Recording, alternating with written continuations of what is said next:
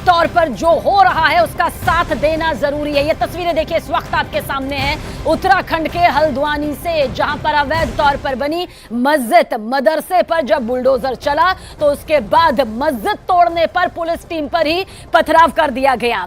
और गणेश जोशी जी हमारे साथ मौजूद हैं, उत्तराखंड से मंत्री हैं आप। गणेश जोशी जी, सीधा सवाल ये कि तस्वीरें देखिए बेहद खौफनाक सामने आ रही है, पूरा माहौल यहां पर बिगड़ा हुआ है, क्या इस वक्त ताजा स्थिति? देखिए, माहौल को बिगाड़ने का प्रयास किया गया है। 30 तारीख को नगर निगम द्वारा इनको नोटिस दिया गया था, जिसके अगेंस्ट ये पक्ष कोर्ट में गए थे और आज कोर्ट ने रिलीफ देने से मना कर दिया और उसके तहत प्रशासन ने कार्रवाई की। ऐसे में कुछ राजनीतिक दल जो अपनी जमीन तलाश रहे हैं, उन्होंने वहां पर जाकर लोगों को उकसाने का प्रयास किया और ये घटना वहां पर घटी।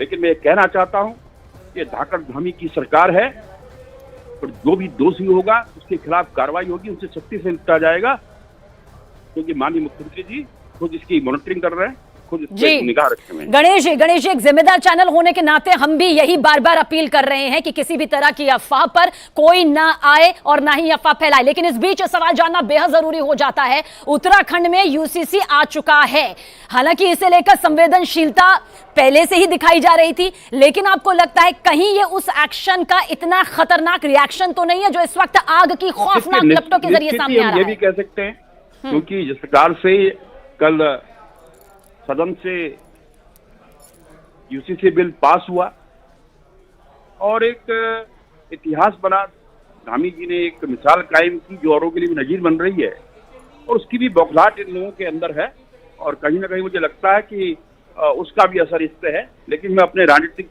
साथियों से कहना चाहता हूँ, राजनीतिक दलों से कहना चाहता हूँ कि आप राजनीतिक उस पर है तो आज पटल पे आपने करना था, पटल में आप एक तरीके से मौन समर्थन आपने दिया और वहां पर जाकर लोगों को उकसाना ये उचित नहीं है। गणेश जोशी जी, बहुत बड़ी बात है, क्योंकि अगर ये एक्शन का इतना खतरनाक रिएक्शन सामने आ जाता है जहां पर शांति व्यवस्था में इतनी बड़ी सेंध लग जाती है, अभी तो न जाने ऐसी कितनी अवैध जमीन होगी जहां पर मस्जिद और मदरसे बने होंगे। 10 दिन पहले इसे भूमाफिया से छुड़वाया गया था। आपको लगता है कि बेहद संवेदनशीलता के साथ यहां पर और ज्यादा कार्रवाई और सख्त कार्रवाई करने की जरूरत है? नहीं, बिल्कुल, मैंने कहा ना, ये पुष्कर सिंह धामी की सरकार है। हमने जितने भी फैसले लिए हैं पूरे ठोस फैसले लिए हैं और आज मैं कहना चाहता हूं कि इसमें जो भी दोषी होगा उसके खिलाफ सख्त से सख्त कार्रवाई होगी और सामाजिक सौहार्द को बिगाड़ने नहीं दिया जाएगा। जल्द आपसे गणेश जोशी जी ये भी जानना चाहेंगे किस तरह की हानि यहां पर सामने आई है, क्योंकि आप उत्तराखंड से मंत्री हैं और ये तस्वीरें इस वक्त इस पर आपकी नजर भी बनी हुई है, पूरी डिटेल हम चाहेंगे जरूर आप रखें। आगजनी की घटना हुई है, अधिकारियों को चोट आई है तो दुर्भाग्यपूर्ण है, उसकी जितना भी निंदा की जाए कम है। लेकिन मैंने कहा कि किसी भी दोषी को बख्शा नहीं जाएगा, ये पुष्कर सिंह धामी सरकार का संकल्प है। आपको लगता है एक एक उपद्रवी जो है वो सलाखों के पीछे होना चाहिए? अवैध जमीन पर कब्जा किया जाता है, अवैध जमीन पर यह सब बनाया जाता है और फिर इसे धर्म से जोड़ दिया जाता है, जबकि ये मामला सरकारी है। उसकी सलाखों के पीछे उनको भेजा जाएगा और जो भी कानून सम्मत कार्रवाई होगी उनके खिलाफ की जाएगी।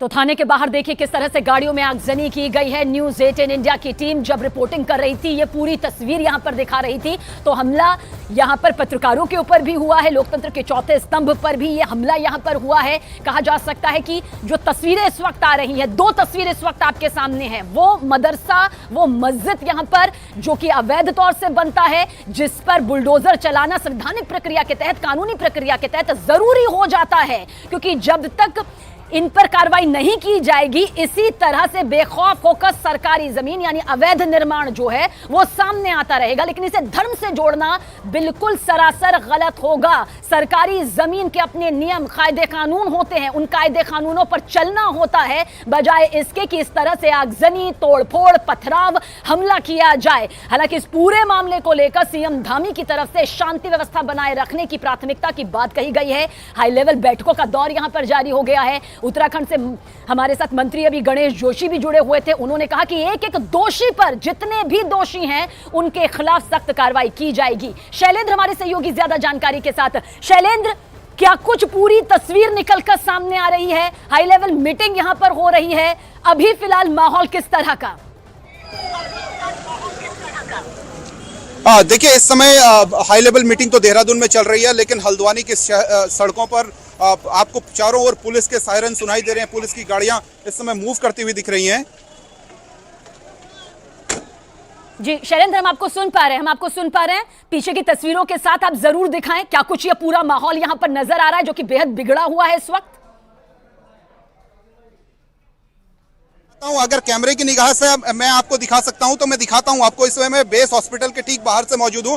एम्बुलेंस किस तरीके से मूव कर रही है, पुलिस के जवान हैं और कई सारे लोग घायल बताए जा रहे हैं और बेहद गंभीर घायल बताए जा रहे हैं। और ये एम्बुलेंस के जरिए जो घायल लोग हैं, ये देखिए, ये पब्लिक के लोग हैं जो वहां पर घायल बताए जा रहे हैं इस दंगे में। और ये मैं आपको सीधी तस्वीरें दिखा रहा है, न्यूज़ 18 आपको बिल्कुल ऑथेंटिक तस्वीरें इस समय दिखा रहा है कि किस तरीके का दृश्य इस समय हल्द्वानी में है। हल्द्वानी में किस तरीके का तनाव पसरा हुआ है, ये अपने आप में देखने को मिल रहा है। और चारों ओर आपको पुलिस की गाड़ियां मूव करती हुई दिख रही है, सायरन मूव करते हुए दिख रहे हैं, एम्बुलेंस आपको दिख रही है, घायलों के चेहरे आपको जहां पर होंगे वो आपको दिखाई दे रहे हैं। यानी जितनी भी आपको प्राइवेट कोई हॉस्पिटल हो या फिर सरकारी हॉस्पिटल हो, जिसमें बेस हॉस्पिटल यहाँ का मेन हॉस्पिटल है, उसके अलावा जो सुशीला तिवारी मेडिकल कॉलेज है उसका हॉस्पिटल है, सब की इमरजेंसी इस समय एक तरीके से पैक हो रही है। ब्लड की डिमांड की जा रही है। और सामने देखिए आप, ये पुलिस के जवान हैं जो यहाँ पर पहुंचे हुए हैं और एक एक करके जो घायल हैं, जो उस इलाके में फंसे हुए हैं, बहुत सारे ऐसे लोग हैं जो सरकारी कर्मचारी वहां पर कार्रवाई के लिए गए थे, वो इलाके में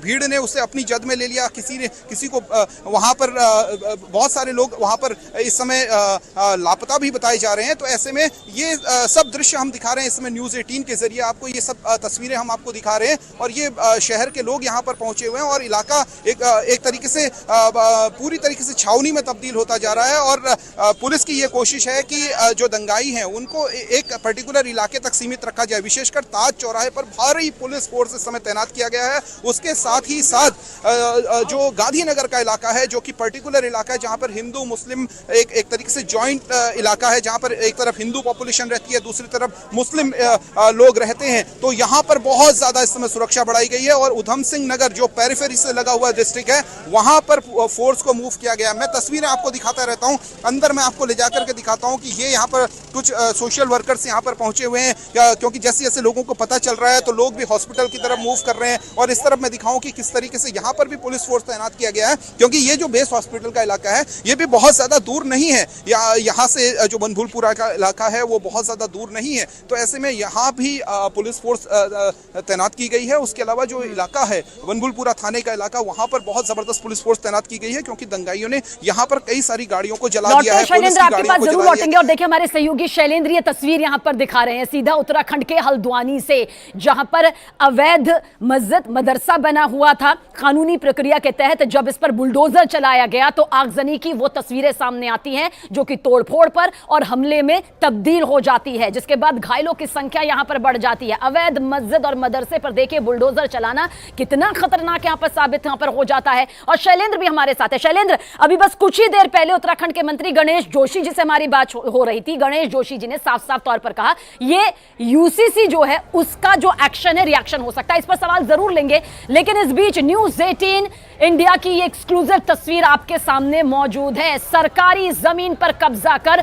निर्माण का जो आरोप लगा था, 10 दिन पहले ही निगम ने भू माफिया से ये पूरी जमीन उसके अवैध कब्जे से छुड़वाई थी। सीएम धामी की तरफ से अब हाई लेवल मीटिंग जो है इस पूरी तस्वीर को देखने के बाद शुरू हो चुकी है। शांति व्यवस्था बनाए रखने की प्राथमिकता की बात यहां पर सीधे सीधे कही जा रही है। और एक जिम्मेदार चैनल होने के नाते हम भी आपसे कहेंगे कि इन तस्वीरों को सटीक जानकारी के साथ आप देखिए भी, सुनिए भी, लेकिन किसी के भी उकसावे पर कतई नहीं आना है। किसी भी तरह से कोई अफवाह फैलाने की कोशिश करे, उसके बहकावे में नहीं आना है और ना ही अफवाह फैलाने को कोई मौका देना है।